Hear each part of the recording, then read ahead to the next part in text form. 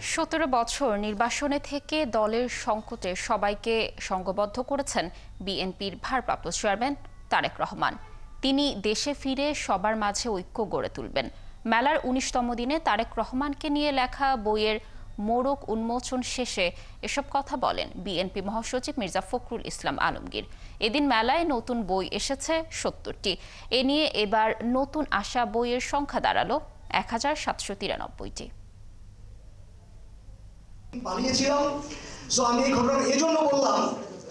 বইমেলার 19তম দিনে প্রধান আকর্ষণ ছিল আদর্শ প্রকাশনীর তারেক রহমান সংগ্রাম ও রাজনৈতিক যাত্রা শিরোনামের বইটি।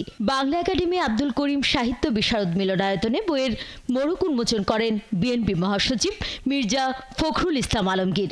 এ সময় তিনি বলেন, বাবার দেখানো পথেই হাঁটছেন তারেক রহমান। মেধাবী তরুণদের মাঝেই দেশের ভবিষ্যৎ দেখেন তিনি। তার পিতাও প্রথম যখন তিনি রাজনীতিতে আসলেন, এসে প্রথম যে ক্যাবিনেট তিনি তৈরি করেছিলেন, সেই ক্যাবিনেটটা ছিল, আমরা বলতে ওটাকে গ্যালাক্সি অফ ইন্টেলেকচুয়ালস, অর্থাৎ দেশের সবচেয়ে মেধাবী লোকজনদের নিয়ে তিনি তার সেই ক্যাবিনেট তৈরি করেছিলেন।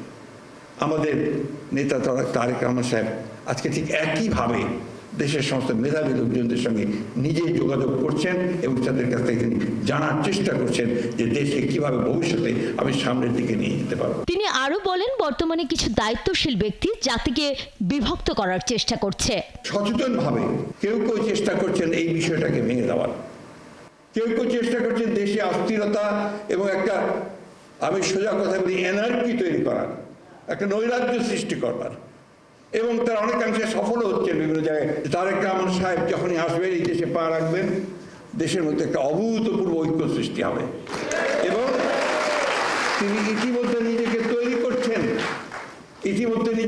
করছেন যে আসার পরে তিনি কিভাবে এই দেশকে নেতৃত্ব দেবেন, এই জাতিকে নেতৃত্ব দেবেন। এ সময় কুয়েটের সহিংসতার নিন্দা জানিয়ে সঠিক তদন্তের আহ্বান জানান মির্জা ফখরুল।